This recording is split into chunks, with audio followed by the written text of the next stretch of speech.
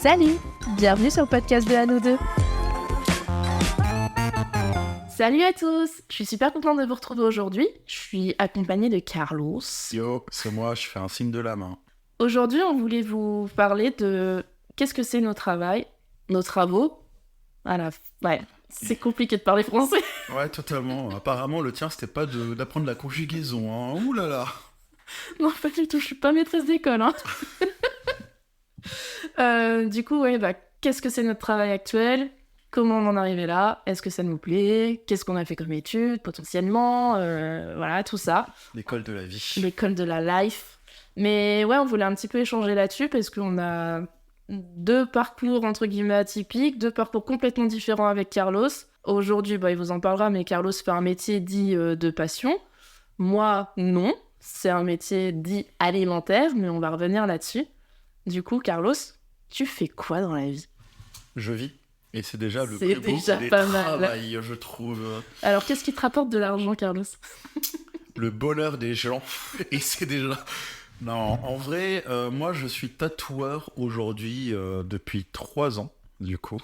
Aujourd'hui, mon travail, c'est en soi de dessiner sur les gens et de leur faire des pièces qui peuvent leur plaire.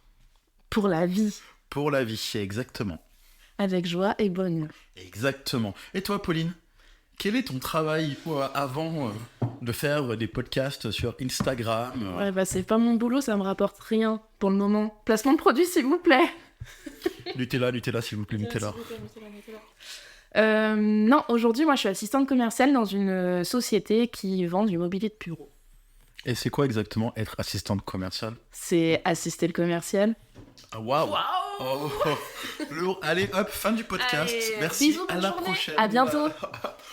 Non, du coup, mon travail va consister effectivement à assister le commercial, dans le sens où on part du principe que le commercial, son boulot, c'est de vendre, et donc de ne pas gérer tout ce qui est l'administratif autour des dossiers et de la vente, parce que tout l'administratif, c'est pour Bibi. Ouais, je vois, t'es un peu genre une daronne qui s'occupe d'enfants. Je suis clairement leur mère. Ouais, je comprends. Je suis clairement leur maman en leur disant « T'as pensé à faire ça ? Et ça, tu me le donneras demain ?» C'est bien parce que en termes de charge mentale, du coup, on va dire que t'es au top dans ce travail-là. Mais bon, ça va, j'aime bien. Et quel était ton rêve de passion ? Si t'en avais eu un, quel aurait été ton rêve, de métier ? Alors, il y en a deux. Il y a celui où vraiment j'étais gamine et je me rendais pas trop compte des choses, où là, mon rêve, c'était d'être rockstar. Enfin, moi, mon rêve, c'était d'être chanteuse, quoi. Genre comme Britney Spears ? Plutôt comme Evanescence. Ah, merde. Parce que je suis jerk. Oh, waouh, t'es trop bresson, Pauline. Trop emo jerk. Incroyable. Et mon rêve plus adulte de métier passion, c'était d'avoir un café-librairie. Oh, ça a été un de mes rêves aussi. Je viens d'y penser, mais avec les mangas. Ouais, de ouf. D'avoir un café manga. Où, en fait, je passais mes journées juste à boire du café, à lire des mangas, et des fois m'occuper un peu des clients, même si c'était pas très important, quoi. En fait, j'aurais voulu faire un taf que je pourrais faire chez moi, dans mon salon, avec mes propres mangas et mon propre café. Ouais, moi, c'était un petit peu ça le délire, genre avoir vraiment un grand lieu avec d'immenses bibliothèques, plein de tables, plein de fauteuils et canapés vraiment cosy. Ouais, bien cosy et tout. En plus, moi, tu fais des gâteaux maison. Ouais, et puis moi, tu sais, j'étais un peu bercé par les séries totalement claquées. En tout cas, moi, je trouve qu'elles sont claquées, même si pour certaines personnes, c'est pas le cas. Mais à la Charmed et Buffy contre les vampires, où c'est sûr que t'allais tacler ça. Où t'as une personne qui chante dans ton café et tout, genre en mode du live et tout. Donc moi, je l'imaginais comme ça, tu vois. Ouais. Avec une pauvre chanteuse à la Dio qui était en train de chanter toutes ses peines de cœur pendant comme que les gens... Central Perk dans exact. Friends, tu vois. Ouais, mais il y a pas... Ah oui, il y a Phoebe. Si, Phoebe, elle vient avec faire plus plein de talent que concerts. Phoebe. En fait, j'aurais pu mêler mes deux passions de gamine et de plus adulte. J'aurais pu faire des concerts dans mon propre café-librairie. Oh, waouh. Waouh, attendez, j'arrête ce podcast, je vais faire un emprunt à la banque. Salut. Je veux pas dire, mais j'ai vu un épisode de Cauchemar en cuisine où la patronne du restaurant chantait dans son restaurant. Spoiler alert, ça marchait pas trop. Hein.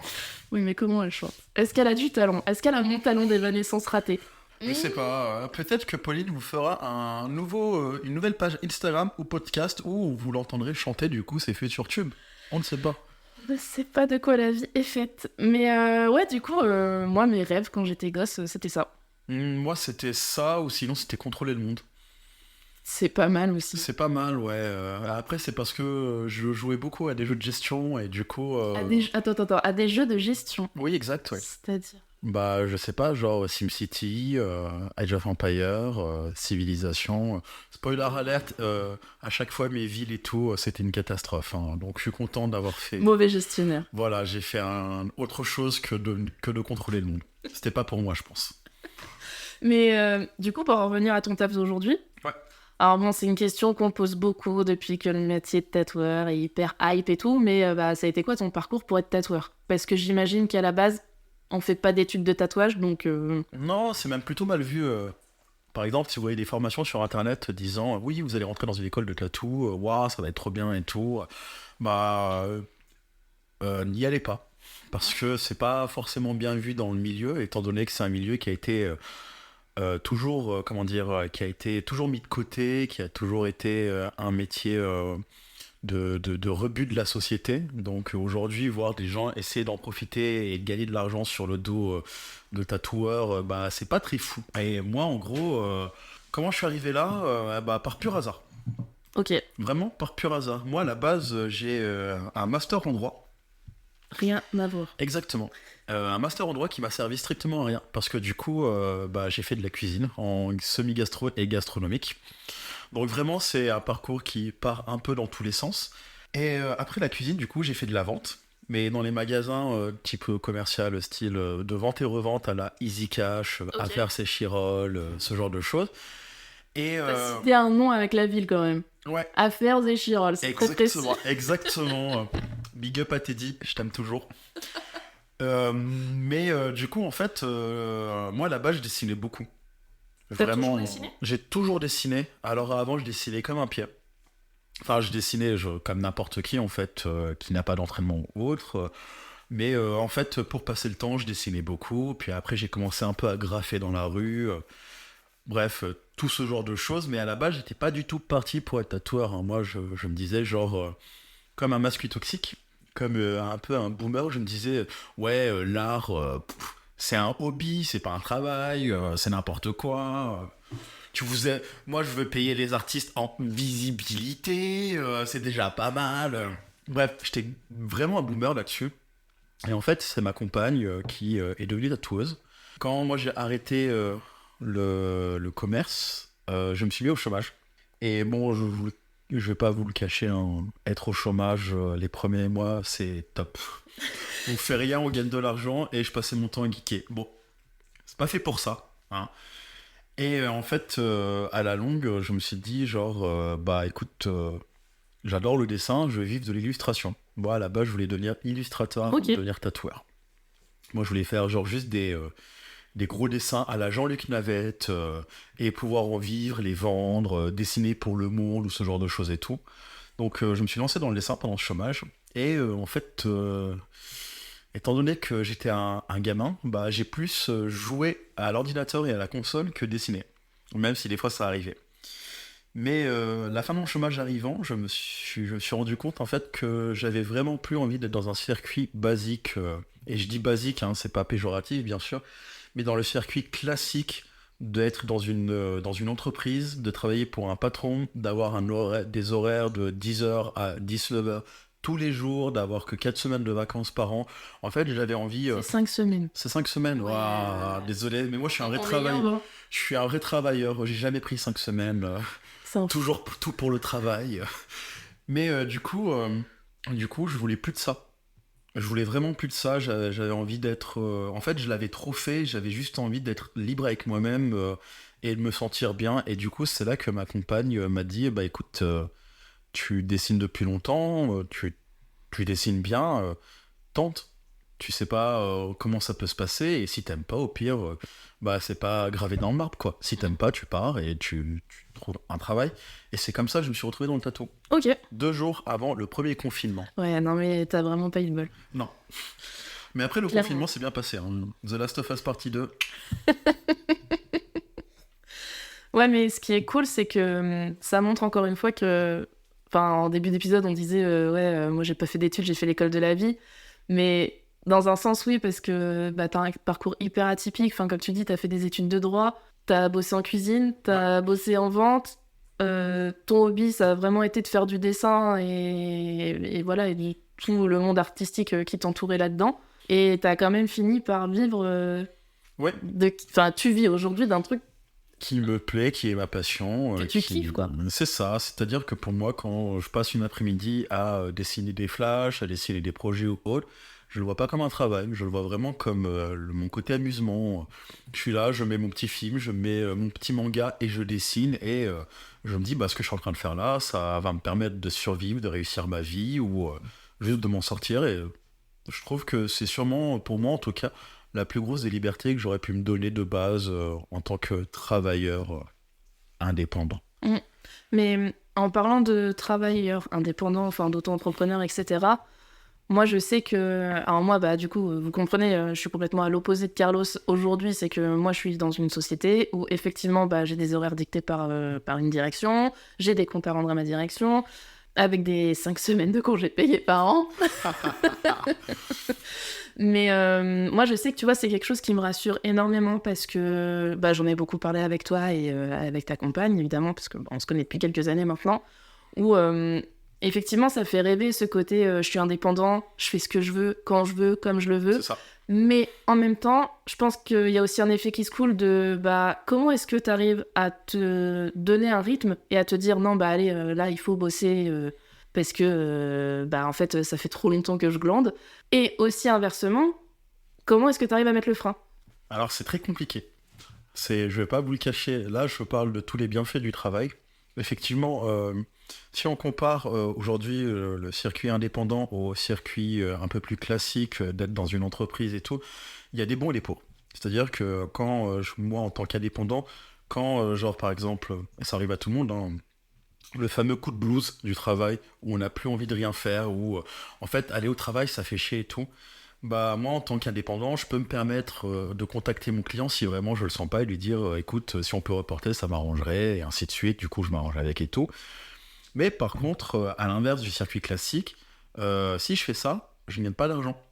C'est-à-dire que moi en début de mois quand je commence le mois, si j'ai pas posé de rendez-vous, eh bien je vais être en pleine angoisse et en plein stress de me dire ce mois-ci, je gagne rien du tout. Ouais. Et si je me bouge pas tout de suite pour avoir des rendez-vous, ben en fait, je gagnerai rien, donc je paierai pas mes de loyer, parce que forcément, quand tu es indépendant, il faut que tu aies ton propre local à payer où tu dois travailler.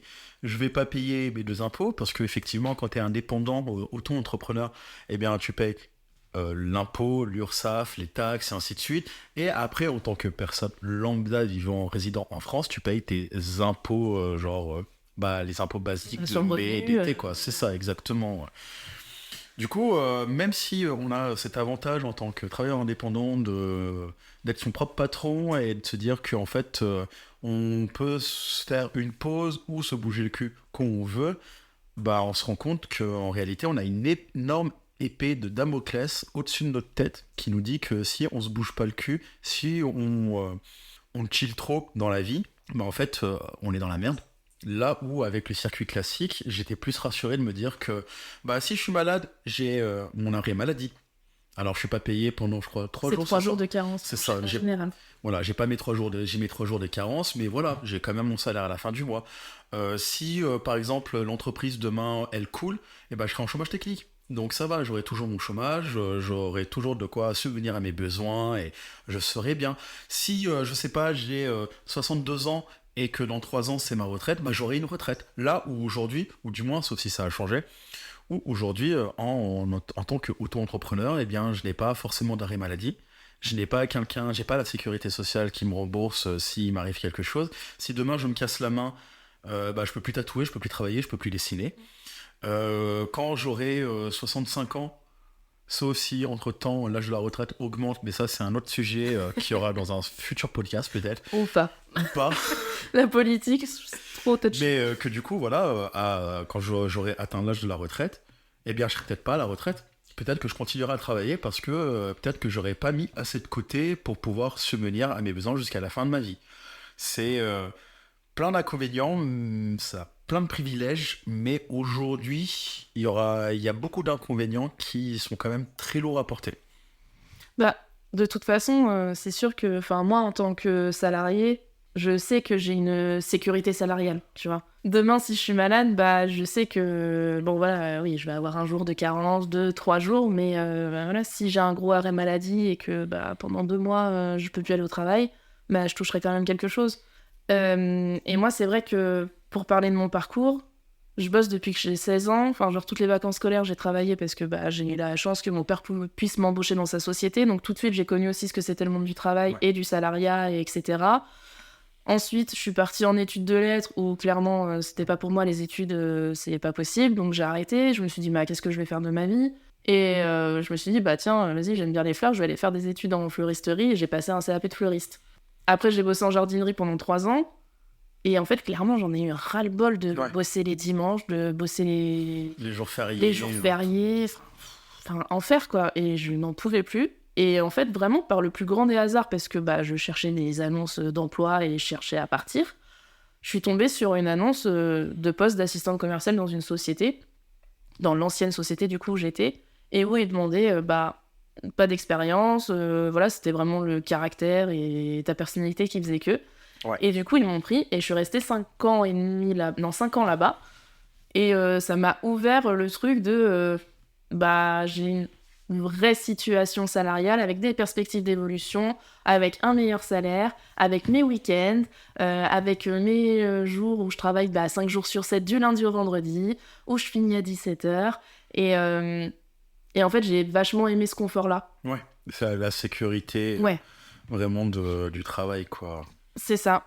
Mais en même temps, un boulot comme le tien, bah, ça fait rêver aussi parce que bah, ça donne vraiment cette idée de liberté et de se dire, bah, on a l'impression, parce que je pense vraiment que c'est qu'une impression, que bah, vous faites comme vous voulez.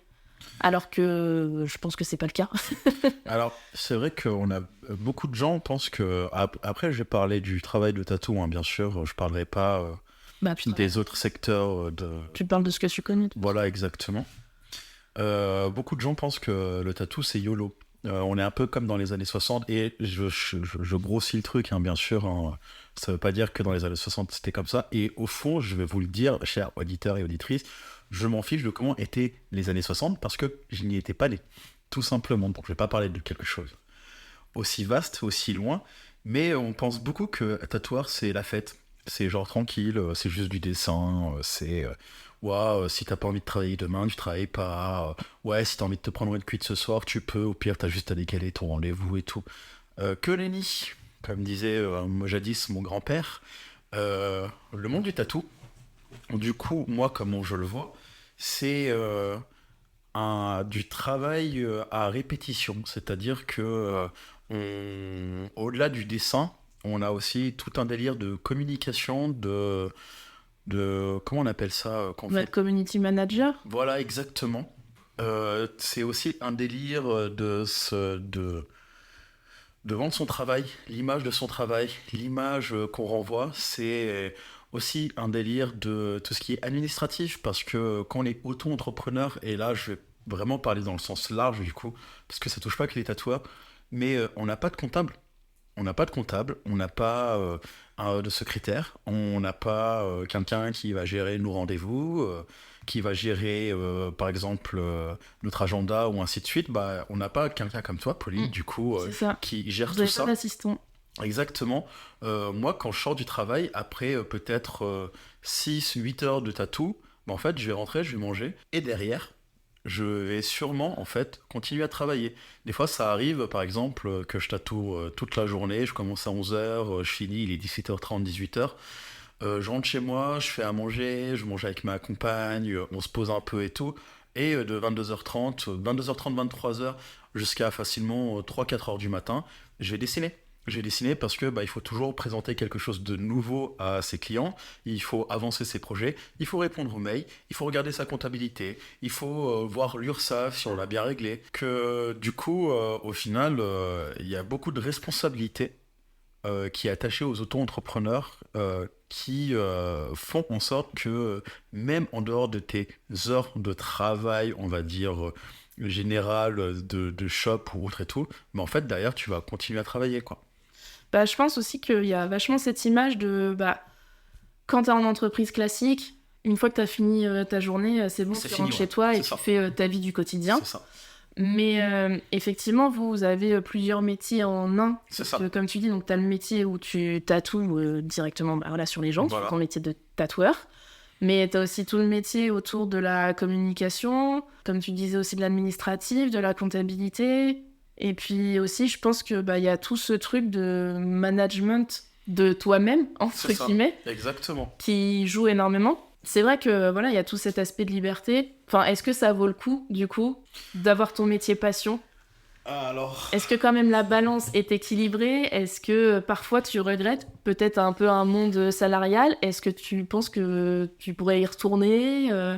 alors non, vraiment. Je pense que j'ai même pas à réfléchir parce que malgré toute cette charge de travail que j'ai derrière, malgré le fait que je m'épuise des fois mentalement, tu sais, genre quand on est tatoueur, on a aussi très rapidement tous les doutes qui viennent avec, le syndrome de l'imposteur, tout ce qui nous dit genre t'es pas un bon tatoueur, ou à côté de ce tatoueur-là, pouf, tu pues la merde. Mais malgré tout ça, je crois que ce qui me fera jamais changer d'avis, c'est qu'en fait, s'il se passe quelque chose dans mon travail, je peux m'en prendre à moi-même.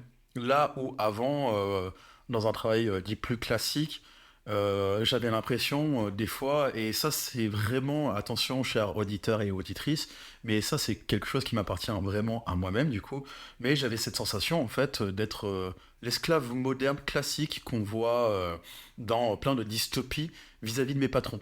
Alors, tous les patrons ne sont pas comme ça, hein, bien sûr, mais je suis tombé sur beaucoup de patrons qui étaient toxiques. Beaucoup de patrons qui pensaient que, en fait, t'avais pas le droit d'avoir une vie en dehors justement du travail, que tu devais tout stopper à partir du moment où le travail t'appelait. Et je crois que ne plus avoir affaire à ce genre de personnes-là, bah, c'est sûrement la chose la plus bénéfique qui ait pu arriver dans ma vie, tout simplement. Ok. Ouais, non, mais je comprends parfaitement. Après, c'est vrai que... Enfin, moi, j'ai eu beaucoup de mauvaises expériences patronales, on va dire.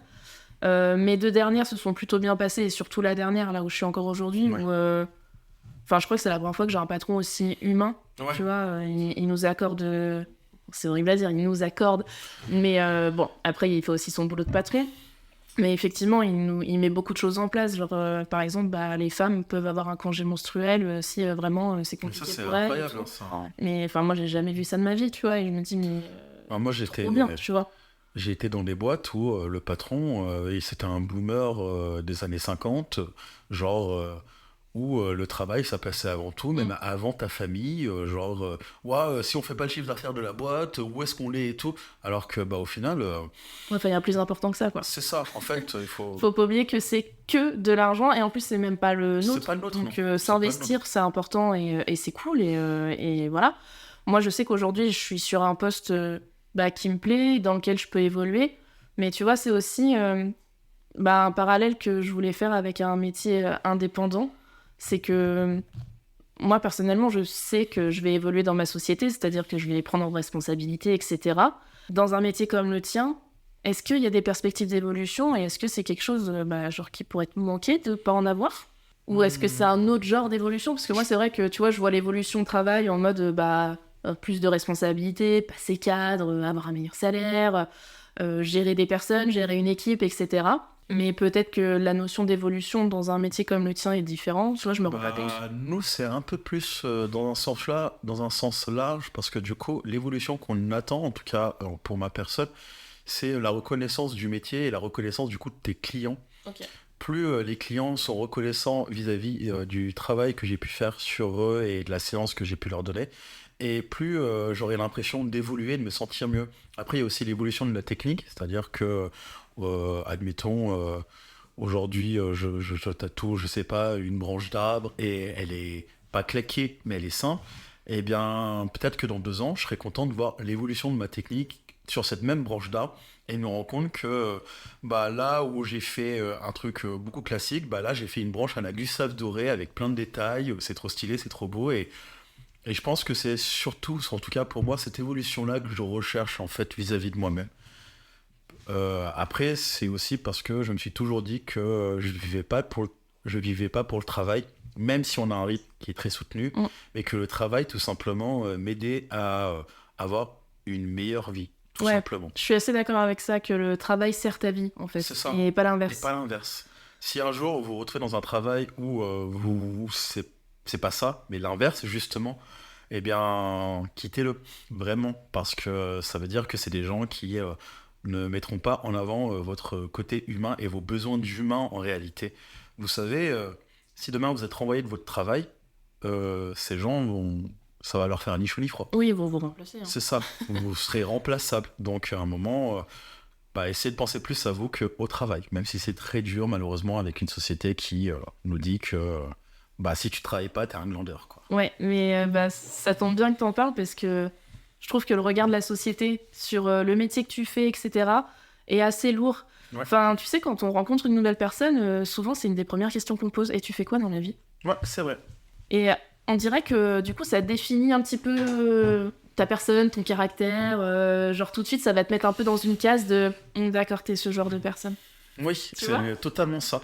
Moi quand je dis que je suis tatoueur, les gens ils pensent que genre là je vais rentrer dans le cliché bien sûr, mais ils pensent que je passe mes nuits à boire du Jack Daniels et à prendre de la cocaïne sur des prostituées ou je sais pas quoi, alors que en fait non, moi je suis juste quelqu'un d'anxieux qui aime bien rester avec soi-même et qui dessine en regardant des mangas, donc... Oui, non mais ça a rien non mais c'est clair que ça a rien à voir, mais ça me fait assez rire parce que tu vois, dans ma boîte, on est une vingtaine aujourd'hui, et forcément on est tous différents, mais c'est vrai que quand tu vois un petit peu le poste d'assistante commerciale, tu t'attends pas à avoir une meuf avec des piercings et des tatouages de partout. Ouais. Et genre l'été, quand je me mets en t-shirt, tu sens que les gens, il y a un regard en mode mais t'es tatoué, mais c'est pas comme ça que doivent être les assistantes qu'est-ce que tu fais là ? commerciales. Genre normalement T'es pas censé en train de chanter genre comme Amy Winehouse, c'est ça et il est où ton micro ?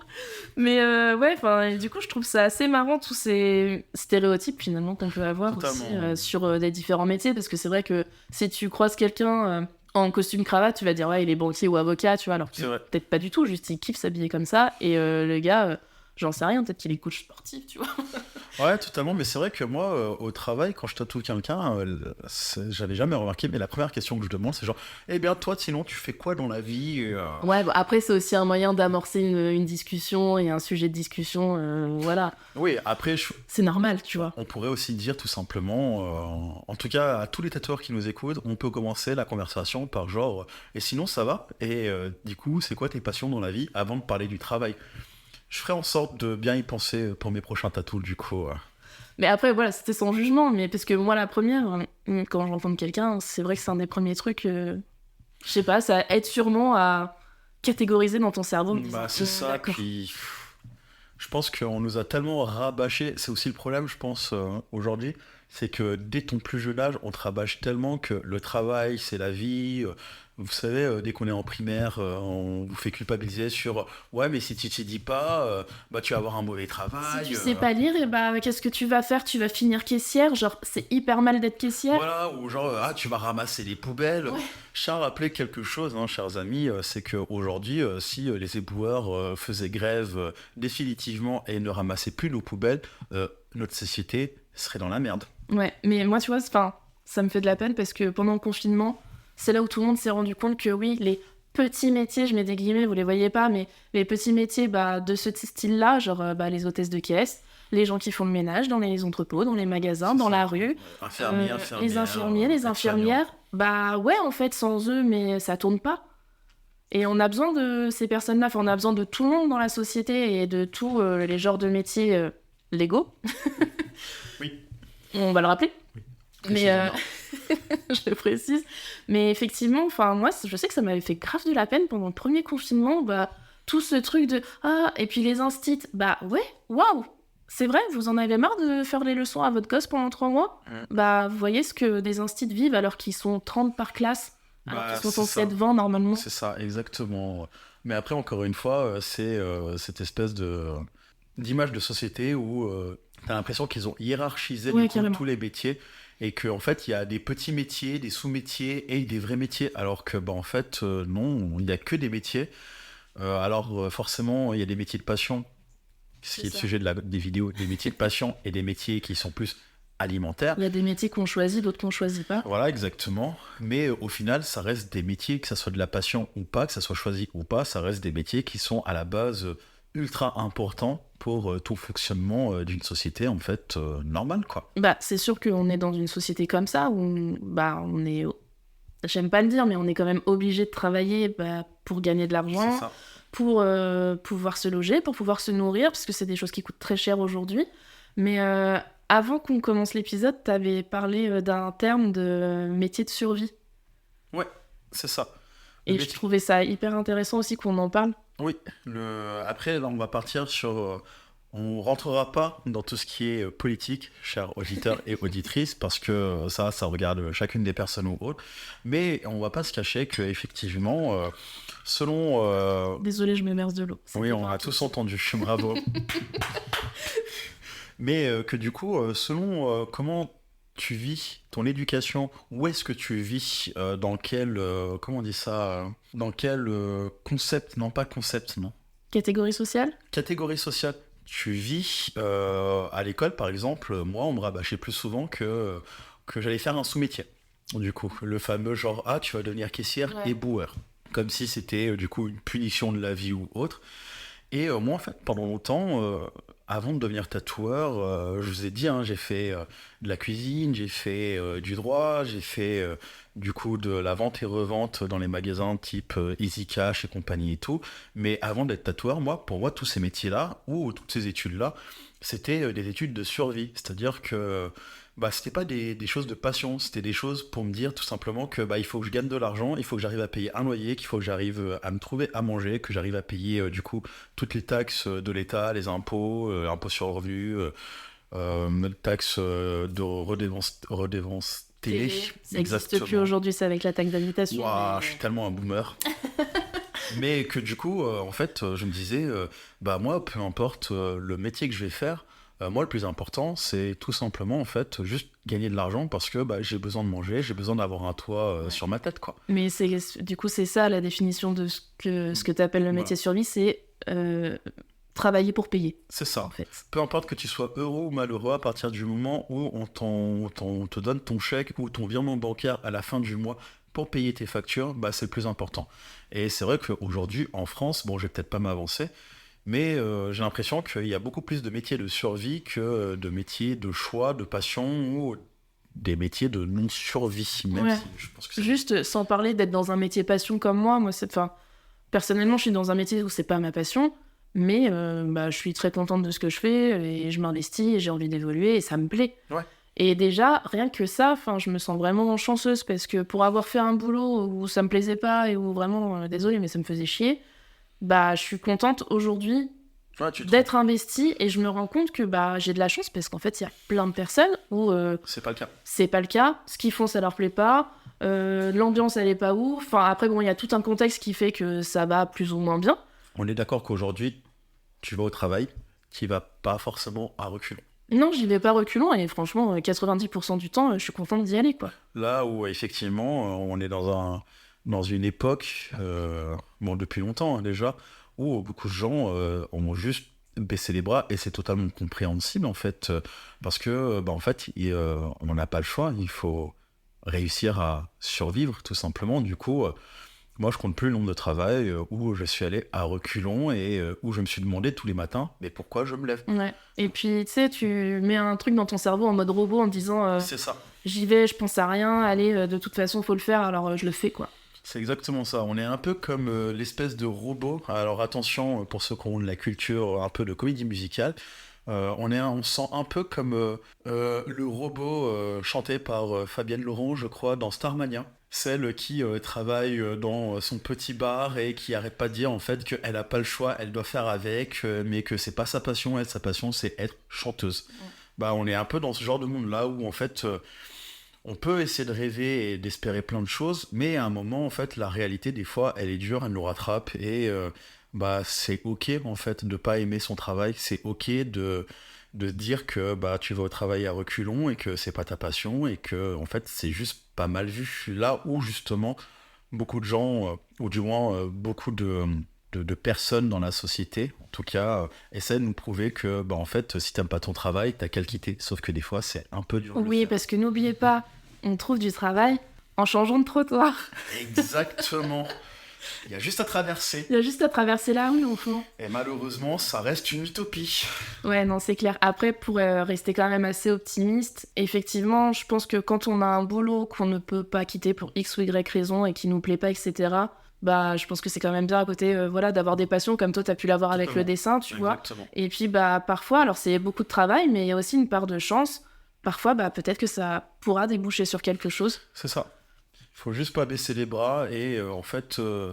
Alors, c'est facile à dire comme ça, parce que c'est toujours plus simple de parler de théorie que de pratique, mais si un jour vous en avez marre et qu'il y a une passion qui vous tient à cœur au haut, eh bien, on n'a qu'une vie en fait.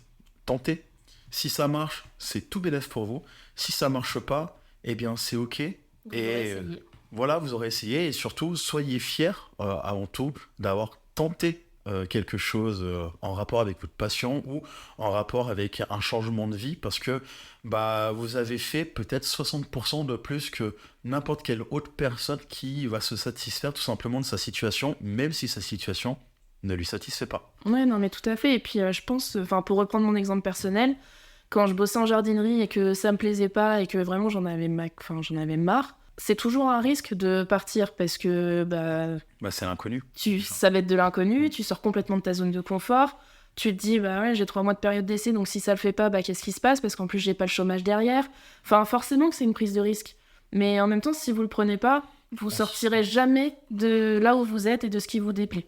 Et il y a quelque chose de pire que de rester dans un travail toute sa vie qu'on n'aime pas, c'est simplement de vivre avec plein de regrets. Et ça honnêtement, ça peut arriver très facilement, malheureusement. Oui, et puis ça veut dire être malheureux, mais je pense aussi que peut-être qu'on essaye de dire, c'est de savoir saisir les opportunités. C'est ça. Quand elles se présentent, ça peut faire peur, c'est peut-être pas le bon moment, c'est peut-être pas le quart d'heure, etc. Mais je pense que quand il y a des opportunités qui se présentent, même peut-être minimes, ça peut peut-être valoir le coup de se dire « Ok, vas-y, je le tente ». Parce que ce n'est pas le bon moment. Peut-être qu'au final, ça va se transformer en « c'était vraiment le meilleur moment pour que je fasse ça ». C'est ça. Donc peut-être qu'on va se terminer là-dessus parce que on est bien positif. Ah ouais, exactement.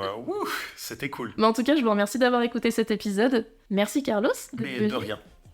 J'espère que tu reviendras pour parler politique. Totalement. Non, jamais de politique. Si vous voulez, on peut parler des meilleurs films que j'ai vus de toute ma vie, mais je ne viendrai pas pour parler de politique, car ça appartient à chacun. Eh bien, je vous dis à bientôt. Merci à tous. À bientôt. Et aimez votre vie comme vous le pouvez. Merci d'avoir partagé ce moment avec nous. Si cet épisode vous a plu, n'hésitez pas à en parler autour de vous et sur les réseaux sociaux. Et pour rappel, le podcast à nous deux, c'est un mardi sur 2.